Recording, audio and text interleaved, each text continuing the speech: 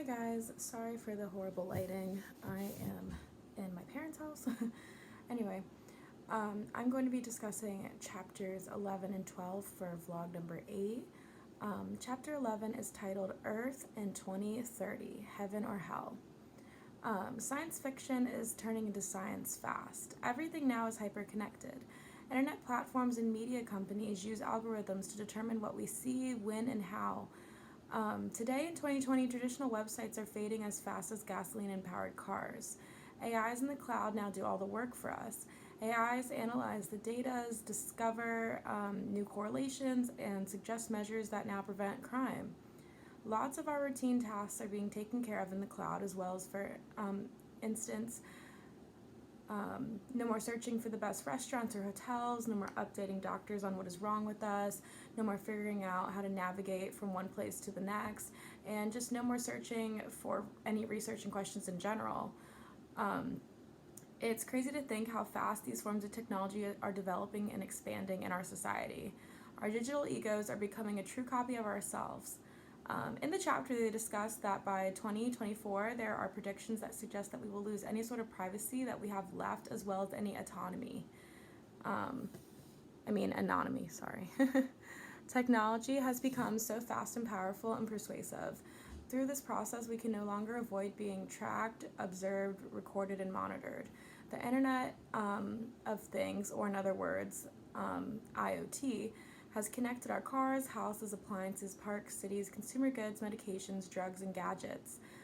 If we don't take a step back and really process that, it can be shell-shocking. The internet is connecting our minds to the network, more or less. A once futuristic concept is now reality, and the concept is becoming neocortex. This concept is a direct connection to the external brain in the cloud.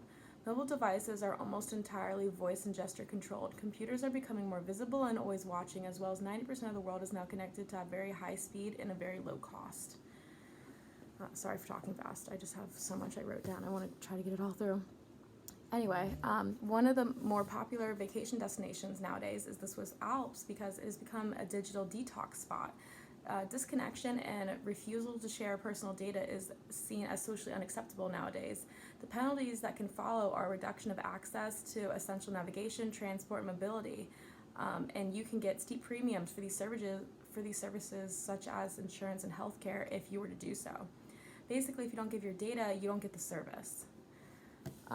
It also talks about how banks are losing a huge income and are becoming the data and platform business empire. They suggest that by 2026, machines are expected to be able to understand language, images, and emotions, as well as beliefs. Millions of blue and white collar jobs will disappear and are going to be performed by machines. By 2028, everything we do will be tracked and measured, as well as observed. The system will know it all. However, by 2030, they suggest that bioengineering will solve diseases such as cancer and diabetes, heart disease, and AIDS. This is insane because we never thought any of these things could ever be done. There will be successful treatments and new solutions found, and our society will become healthier, older, but will be liberated from work. Meanwhile, in Chapter 12, they discuss the big decisions that we will have to make as a society regarding this technology expansion. Humans and technology continue to overlap, intersect, and converge over one another. In the near future, it will no longer be whether or not technology can necessarily do something, but whether it should be doing something. The problem is that we spend as much time on the things that make us human and more time on the algorithms. Technology is likely to run our lives sooner rather than later, and hopefully we don't become technology. What I'm talking about is saying that we are not going to longer be run by robots, but in fact, they will be running our lives. And the problem is that we risk not being able to function without these technologies in our lives. It is important that we begin to ask questions that propose rather not just the profit that they can make off of it, but the ethics behind it. We must hold the creators and financiers of these technologies responsible and take responsibility as a user and a consumer as well. It is crucial we start denying customership to these companies. We are the content for social media platforms, and they simply just want to automate us. Leonard suggests 9 principles to follow. The first being that we have to become better at understanding these exponential risks. The second being that it is our toughest challenge, can also be our most incredible opportunity. The third being that we must become aware of that we are stewards of humanity. The fourth being that we need to remember that technology has no ethics. The fifth being aware that exponential technology can morph rapidly from magic to manic. The sixth being that we must teach STEM and core values. Some of these core values consist of like compassion and empathy skills. The seventh, that we need to retain a clear distinction between what is real and what is a copy / stimulation. And the ninth being that we cannot let Silicon Valley technologists and military become the source behind our humanity. All in all, it basically suggests that each of these should go into greater depth and be discussed. At the end of the day, we need to decide whether or not we are team technology or team human. That is a huge headline that they address in the chapter. There's definitely a split right now, and there's a lot of questions up in the air, definitely pertaining to our safety and just our future in general.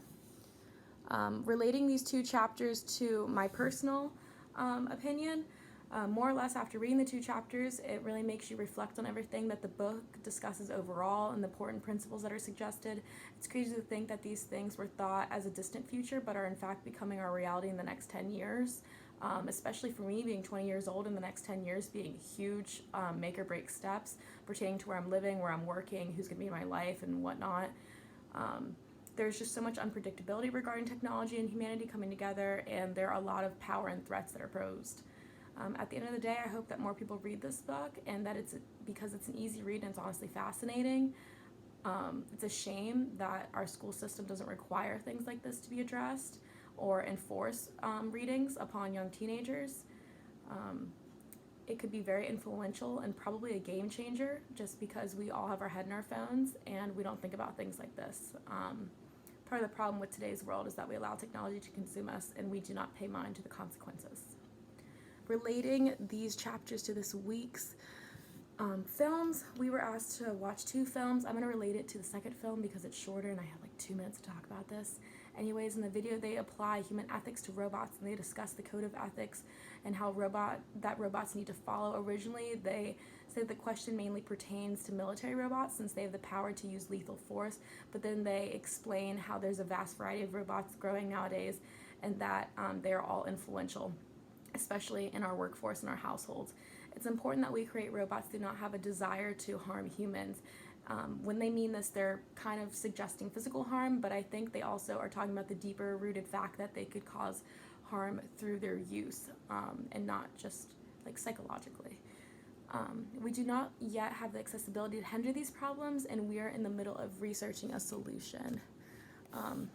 All in all, I really enjoyed the book, and I'm really glad that we were asked to read it. I also like the blogs because they're engaging, and instead of just having like a simple short quiz, asking questions about the chapter, we have to reflect on it on a more personalized level, and it helps me retain the information better as well. I can't even begin to explain the amount of people I have told this book to or suggested this book to and said like, hey, this was one of my assigned readings for my college course, and it's really good because it addresses the dangers of social media as well as the effects that it has on our society as a whole.